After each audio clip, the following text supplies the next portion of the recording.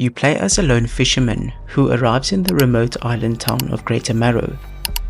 Your goal seems simple: catch fish and sell them to the local fishermen to pay for repairs on your rig.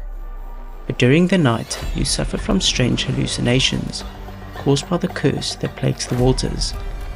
As you explore the nearby islands, meet strange locals, and cast your nets deeper into the water, it becomes clear that there is something much darker happening here. Eventually, you meet a man named the Collector, who lives alone on a foreboding isle. He promises you strange powers in exchange for locating 5 lost artifacts, powers drawn from a tattered book he never seems to let go of. The more we help him, the less normal things become.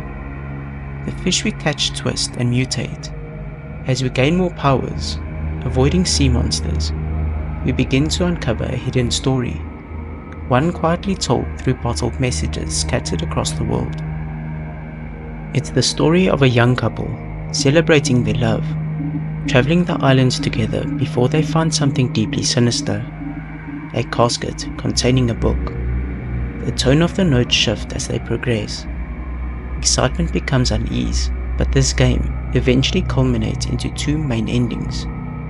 Follow the Collector's instructions to the end, gathering all 5 relics and returning them to him.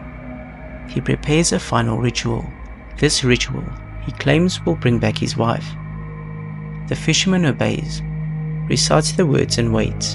From the depths, something ancient and terrible awakens. Assumed to be Cthulhu himself, the sea withers and Greater Marrow is destroyed. To unlock this ending, you need to speak to the lighthouse keeper after recovering all 5 relics. Before performing the ritual, the lighthouse keeper recognizes you. She tells you to seek out the old mayor, a man now broken and mad, stranded on a forgotten island but lucid enough to remember. He tells you the truth. He dredged up a coffin from the sea. The book was inside. Eventually, it killed everyone on the boat except the fisherman. The mayor begs you to throw it back into the depths where you found it. You eventually head back to the Collector, and this is one of the biggest shockers in the whole game.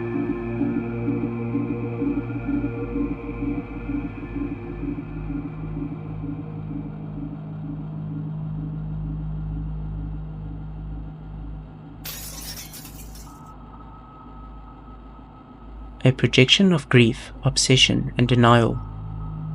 And in a moment of clarity, you follow the lighthouse keeper's light to the location where the book was found. And you throw the book into the ocean, not to resurrect, but to let go.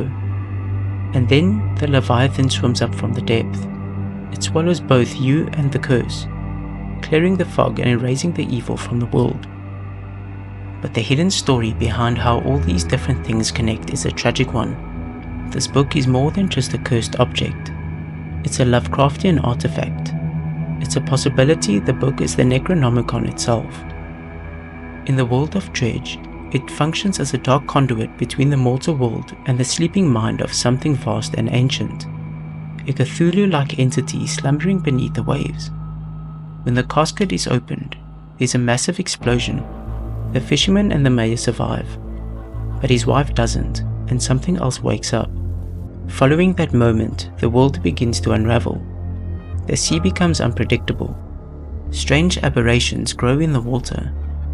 The fisherman, now traumatized and carrying a dark entity with him, turns to the book not with fear, but with purpose. He becomes obsessed with what happened to his wife, but with the possibility of bringing her back. The rituals in this book whisper promises of power and reunion, but grief twists his mind.